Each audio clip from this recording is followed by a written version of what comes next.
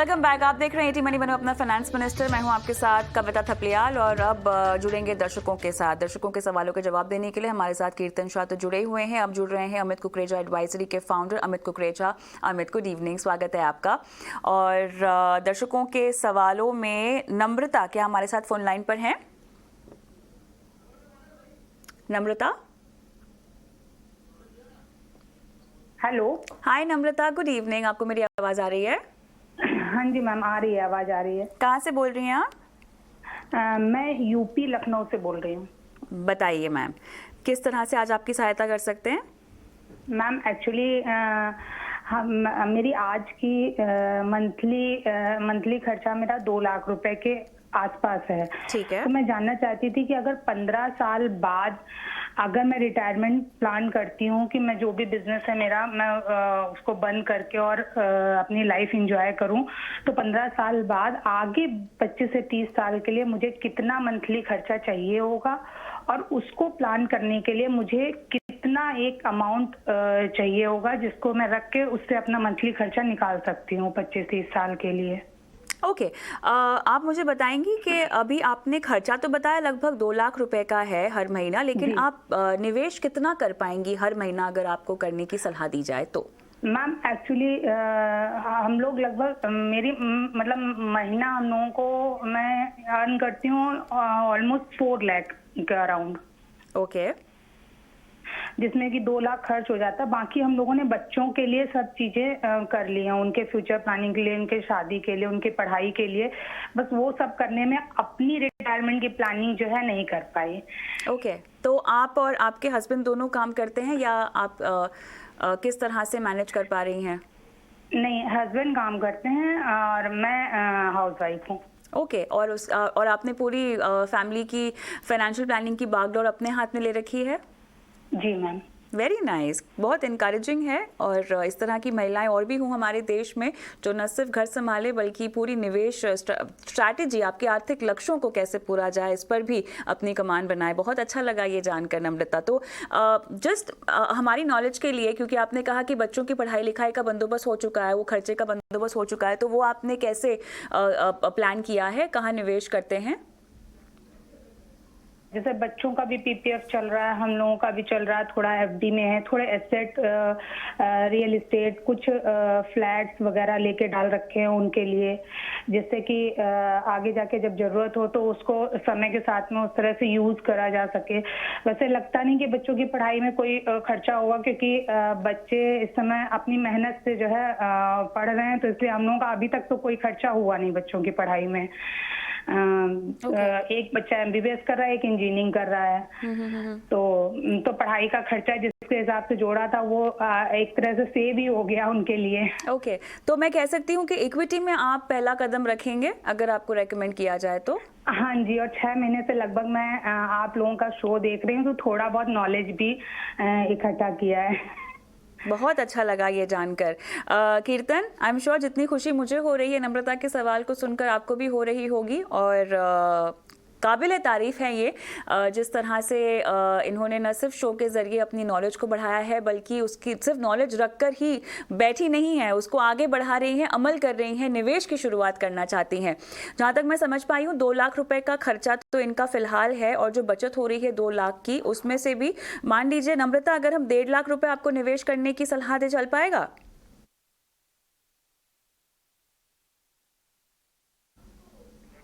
नम्रता ma'am जी, जो मैं आपसे ये चल पाएगा ना? ठीक है।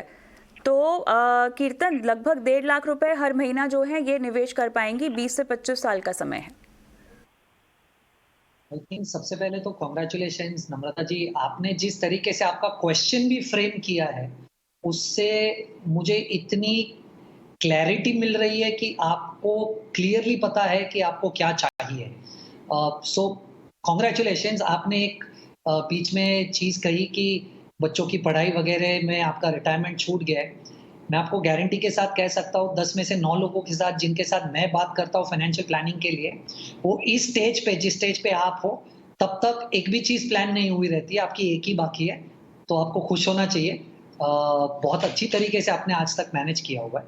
अब आपके अगर क्वेश्चन की बात करूँ नम्रता जी, तो सबसे पहले तो अगर मैं 6% इन्फ्लेशन गिनूं तो आज का आपका 2 लाख का महीने का खर्चा तकरीबन 4,80,000 रुपया हो जाएगा आज से 15 साल बाद, राइट? अब अगर आपको 4,80,000 रुपए चाहिए और मैं अगर अज्यूम करूं कि आपको 4,80,000 ही चाहिए 25 साल के लिए, ऑफ कोर्स आर्गुमेंट ये भी हो सकती है कि 4,80,000 क्यों, हर साल से इंटरेस्ट भी तो बढ़ेगा, सॉरी इन्फ्लेशन भी तो बढ़ेगा। पर मुझे ऐसा लग रहा है कि अगर आप एक्टिव जिंदगी से रिटायरमेंट ले रहे तो ऐसे बहुत सारे खर्चे जो भी कम हो जाएंगे। तो अगर आप यही मान के चले कि इन्फ्लेशन का इम्पैक्ट वो खर्चों के सामने राउंड ऑफ हो जाएगा और अगर आपको 4,80,000 हर साल चाहिए अगले 25 साल के लिए, सॉरी हर महीना चाहिए 25 साल के लिए, तो आपको तकरीबन 9 करोड़ 20 लाख रुपए इकट्ठा करने होंगे आज से 15 सालों में। तो अगर आपके पास 9 करोड़ 20 लाख रुपए इकट्ठा हो गए रिटायरमेंट पे आज से 15 साल में, तो आपको 4,80,000 हर महीना मिल जाएगा अगले 25 सालों के लिए। और अगर आपको 9 करोड़ 20 लाख रुपए इकट्ठा करने हैं रफली, तो मुझे ऐसा लग रहा है कि आपको तकरीबन 1,93 से 95,000 रुपीस हर महीना इन्वेस्ट करना पड़ेगा। 12% की अगर मैं रिटर्न्स एक्सपेक्ट करूं इस पे, तो मान लीजिए अगर 1,95,000 थोड़ा सा स्टीप है आपके लिए, तो आप 1.5 लाख से चालू कर सकते हैं और धीरे धीरे जैसे सहूलियत बढ़ेगी और इनकम बढ़ेगी उससे आप थोड़ा सा स्टेप अप कर सकते हैं अपनी एसआईपी को। पर मैथमेटिकली अगर मैं कहूँ आपको तो 12% पे आपको तकरीबन 1,95,000 इन्वेस्ट करना पड़ेगा, तब जाके 15 सालों में आपके पास 9 करोड़ 20 लाख जमा होगा। और जब 9 करोड़ 20 लाख आप इन्वेस्ट करेंगे तो आपको 4,80,000 हर महीना अगले 25 साल के लिए मिलेगा। तो ये मुझे लार्जली लग रहा है कि आपको ध्यान में रखना चाहिए। कीर्तन, अब क्योंकि हमने काफ़ी बड़ी राशि चुनी है इनके मंथली एसआईपी के लिए, कौन कौन से फंड्स होंगे और फंड्स में भी कितना कितना प्रपोर्शन का इन्वेस्टमेंट होगा?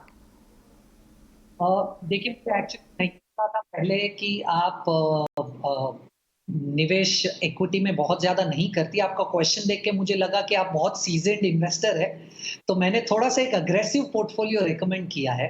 पर मुझे ऐसा लग रहा है कि आप जिस तरीके से, मैंने जितनी भी आपसे बात की है, आप काफ़ी सुलझे हुए हैं और अगर हमारे पास 15 साल का इन्वेस्टमेंट होराइजन है और अगर आप डिसिप्लिन रखें, तो ये पोर्टफोलियो बहुत ही बढ़िया रिस्क रिटर्न अपॉर्चुनिटी आपके लिए क्रिएट कर सकता है। तो मुझे ऐसा लग रहा है कि आप quant large and mid cap में निवेश कीजिए, PGIM India mid cap opportunities में निवेश कीजिए, एक्सिस स्मॉल कैप में निवेश कीजिए और पीपीएफएस फ्लेक्सी कैप में निवेश कीजिए। ये 4 फंड्स के कॉम्बिनेशन से मुझे ऐसा लग रहा है कि हम प्रोबेबली काफी अच्छा रिटर्न जनरेट कर पाएंगे और रिस्क को भी थोड़ा सा कंट्रोल कर पाएंगे। बहुत बढ़िया। नम्रता, कोई सवाल पूछना चाहती हैं आप कीर्तन से? नहीं मैम, इसमें कितना कितना अमाउंट एक्चुअली डालना होगा? जैसे अभी मैं 180 तो इजीली डाल पाऊंगी, फिर मैं धीरे धीरे इंक्रीज कर दूंगी 1-2 साल में, जैसे भी जो कर पाऊंगी। बल्कि हो सकता है कि शायद 2 लाख या उससे ऊपर भी थोड़ा इन्वेस्ट कर पाऊँ 15 इयर्स तक। तो मैं थोड़ा सा ये रेशियो जानना चाहती थी कि किस रेशियो में मुझे इन फंड्स में डालना होगा। बिल्कुल कीर्तन। देखिए, आइडियली तो मैं ये सलाह दूंगा कि आप 45,000 इंटू 4 कर दीजिए, तो आपका 180 जो आप कोशिश कर रहे हैं वो मिल जाए। पर अगर थोड़ा सा टेक्निकली मैं अगर आपको सोचूं तो मैं ये कहूंगा कि आप पीजीआईएम मिड कैप और पीपीएफएस फ्लेक्सी कैप में थोड़ा सा ज्यादा निवेश कीजिए। तो मान लीजिए वहां पर आपने 60 कर दिया और बाकी का जो बचा हुआ 60 है उसको आप 30 क्वांट में डाल दीजिए और 30 एक्सिस स्मॉल कैप में डाल दीजिए। क्योंकि मैं सबसे पहले तो थोड़ा सा मिड कैप को लेकर बुलिश हूँ अगले 8 से 10 सालों में, और पीपीएफएस फ्लेक्सी कैप एक बहुत ही बेहतरीन फंड है, तो उस पर मुझे कॉन्फिडेंस थोड़ा सा ज्यादा है। बहुत बहुत धन्यवाद, आपने समय निकाला और अपना सवाल हमें भेजा। ऑल द बेस्ट आपकी इन्वेस्टमेंट जर्नी के लिए। कोई और सवाल पूछना चाहेंगी तो अगली बार आप वापस से हमें व्हाट्सएप कर सकती हैं। आगे बढ़ते हैं। क्या आर्य घोष हमारे साथ फोन लाइन पर हैं? Yes ma'am. Good evening sir, कैसे हैं? Good evening ma'am. राजस्थान से बोल रहे हैं सर आप?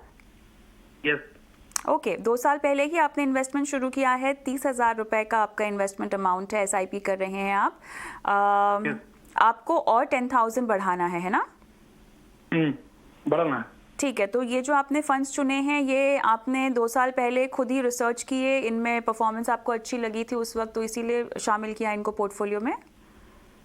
यस, हम थोड़ा रिसर्च किया 4-5 साल पहले से ही। हम फाइनेंस में थोड़ा इंटरेस्टेड हूँ, तो देख के हम फंड चुना है। ओके, 2 करोड़ आपको काफ़ी होगा ना? हाँ, हमारा बाकी इन्वेस्टमेंट भी है, तो हमको इक्विटी से 2 करोड़ चाहिए। बाकी हमारा पीपीएफ और NPS and other fix deposit ये सब है, उससे 3 करोड़ आ जाएगा, तो 5 करोड़ का प्लानिंग है टोटल। तो 2 करोड़ हमको इक्विटी से चाहिए और हम एग्रेसिव है, थोड़ा रिस्क लेना चाहता हूँ क्योंकि हमारा बाकी डेप्थ में भी पैसा है। तो इसमें थोड़ा हम फंड ऐसे ही चुना, एग्रेसिव फंड थोड़ा चुना है जिसमें रिटर्न 15%, 12 to 15% एक्सपेक्ट करता हूँ। चलिए, 10 से 12 तो खैर बोल सकते हैं, 15 थोड़ा सा ज़्यादा हो जाएगा। लेकिन देखिए अमित और कीर्तन, अच्छी बात आज ये है कि आज हमारे दर्शक अभी तक तो बहुत ही रिस्क लेने वाले आए हैं शो पर। सभी लंबे नज़रिए तक रहना चाहते हैं और इक्विटी के उतार चढ़ाव को समझते भी हैं। बहरहाल अमित बताएं। आर्या, आपके लिए मेरे कुछ सजेशंस हैं। पहला, आपने 2 साल पहले ही इन्वेस्टमेंट शुरू किया है, तो आपने सिर्फ अभी एक बुल फेज एक्सपीरियंस किया है, आपको एक करेक्शन फेज भी एक्सपीरियंस करना है। तो आप अपने behavioural finance point of view से ये जरूर देखिएगा कि डिफिकल्ट टाइम में या डाउन टर्न में आप एग्जिट ना कर बैठे या इन्वेस्टमेंट्स में स्टॉप ना कर बैठे। दूसरा, आपके पास अगर आपने ऑलरेडी फाइनेंशियल प्लानिंग किया हुआ है और आप समझते हैं कि सिर्फ आपको 2 करोड़ इक्विटीज के एक्सपोजर से एक्यूमुलेट करना है, तो आपने स्कीम्स तो सारी अच्छी चूज की हुई हैं। मेरा सजेशन ये है कि इसमें लार्ज कैप एक्सपोजर थोड़ा बढ़ा दीजिए और मिड कैप, स्मॉल कैप और मल्टी कैप थोड़ा सा रिड्यूस कर दीजिए। फॉर एग्जांपल, आप 40,000 इन्वेस्ट करना चाहते हैं जिसमें 10,000 न्यू इन्वेस्टमेंट इंक्लूडेड है, मैं बोलूंगा कि 10,000 रुपए आप लार्ज कैप में रखें, 10,000 10,000 आप पारंपरिक फ्लेक्सी कैप में रखें, 10,000 कॉन्ट्रा में रखें जो आपके पास एसबीआई का है, और बाकी का 10,000 आप 5,000 पीजे मिड कैप में रखें और 5,000 निप्पॉन स्मॉल कैप में रखें। जब आप पूरे मार्केट से कंफर्टेबल हो जाएं 5-6 साल के एक्सपीरियंस के बाद, तब आप स्मॉल कैप और मिड कैप का एलोकेशन बढ़ा सकते हैं। नंबर 3 में बोलूंगा, आप लार्ज कैप के लिए सिर्फ इंडेक्स फंड्स रखिए, यूटीआई निफ्टी इंडेक्स है, एचडीएफसी सेंसेक्स इंडेक्स प्लान है, बस इतना रखिए। लार्ज कैप में आप एक्टिव फंड रखने की जरूरत नहीं है, उसको आप स्टॉप कर सकते हैं। बाकी मिड कैप, फ्लेक्सी कैप और स्मॉल कैप में आप एक्टिवली मैनेज्ड म्यूचुअल फंड रख सकते हैं। तो इस तरीके से आप अपना 40,000 का इन्वेस्टमेंट कर सकते हैं। डायरेक्ट प्लान कर सकते हैं तो आप डायरेक्ट प्लान में कीजिए, और थोड़ा सा अपने पोर्टफोलियो को एक्सटर्नली वैलिडेट और रिव्यू जरूर करते रहिएगा, क्योंकि हम इंडिविजुअली जब अपनी डीआईवाई मोड में इन्वेस्टमेंट्स करते हैं तो हम कभी-कभी हमारे बायसेस हमारे रास्ते में आते हैं और हमको रियलाइज नहीं होता कि हमने मिस्टेक्स कर दी। So I will just recap, validate your investments portfolio, large cap exposure बढ़ाइए, जितना हो सके इंडेक्स में रखिए लार्ज कैप को, और अपनी एनुअल कॉस्ट ऑफ लिविंग को इन्फ्लेशन के एडजस्टमेंट के साथ हर साल रिव्यू करते रहिए और चेक कीजिए कि क्या आपका डिजायर्ड रिटायरमेंट पोर्टफोलियो आज भी 5 करोड़ है या 5 करोड़ प्लस इन्फ्लेशन है। वो कैलकुलेशन और रिव्यू एक एनुअल प्रोसेस होना चाहिए आपके लिए। ऑलराइट, आर्य जी कोई कुछ पूछना चाहते हैं आप अमित को? हाँ, एक क्वेश्चन है हमारा जी। ये कोई लिमिट है लार्ज कैप, मिड कैप और स्मॉल कैप में क्या परसेंटेज में निवेश करना चाहिए? इसका कोई रूल कुछ इसका कोई रूल है? सो आर्य, रूल तो बड़ा सिंपल सा है, जितना आपका एक्सपीरियंस मार्केट में बढ़ता जाएगा उतना आपका इन्वेस्टमेंट डिसीजंस में कॉन्फिडेंस बढ़ता जाएगा। और अभी आपने इन्वेस्टमेंट सिर्फ 2 साल पहले शुरू किया है और आपने बुल रन देखा है, तो बुल रन में आपको वो जो स्पाइक मिला है पिछले 2 साल में, जो रिटर्न्स दिख रहे हैं, हो सकता है वो आपके माइंड में एक एक्सपेक्टेशन सेट कर चुके हैं कि यही रिटर्न्स हमेशा रहेंगे। तो रिटर्न्स आपका मीन रिवर्जन होता है, एवरेज आउट होते हैं, रिटर्न्स टोन डाउन हो जाएंगे। जो 2 साल में आपने रिटर्न्स देखे शायद वो अगले 5 साल या 10 साल में ना मिले। तो उस रिटर्न्स की ऑब्जर्वेशन के पॉइंट ऑफ व्यू से आप धीरे धीरे अपने एक्सपोजर को बढ़ाइए, लार्ज कैप को ज्यादा रखिए, mid cap, multi cap and then small cap को ग्रेजुअली आप बढ़ाइए, और फिर जब आप कॉन्फिडेंट फील करने लगे तब आप इसको चेंज कर दीजिए। बाकी जो डिटेल्ड रूल है वो तो कभी आपकी डिटेल में फाइनेंशियल प्लानिंग होगी तभी मैं इलैबोरेट कर सकता हूँ। चलिए आर्य जी, बहुत बहुत धन्यवाद अपना सवाल हमें भेजने के लिए, लेकिन शो को हमें आगे बढ़ाना है और अब सीधा चलिए रुक करते हैं आज के निवेश के गुरु मंत्र की ओर।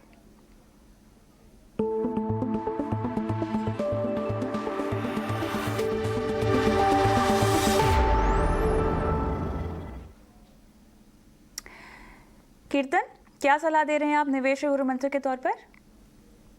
बेटा जी, मुझे नहीं पता अगर किसी गेस्ट ने ये पहले कहा है कि नहीं, पर कॉमन सेइंग है मार्केट में, time in the investment is more important then timing the investment. ये आज इसलिए सलाह देना चाहता हूँ कि पिछले 2 सालों से मार्केट्स में लोगों ने सिर्फ एक तरीके की रैली देखी है ऊपर।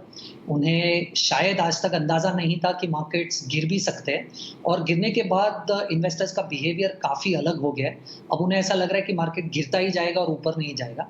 तो बहुत टाइमिंग करने की कोशिश की जा रही है, बहुत सारे रिटेल इन्वेस्टर्स जिनसे मैं बात करता हूँ, तो इसलिए ये आज की सलाह है। टाइम दीजिए इन्वेस्टमेंट को, टाइम करने की कोशिश मत कीजिए। अमित?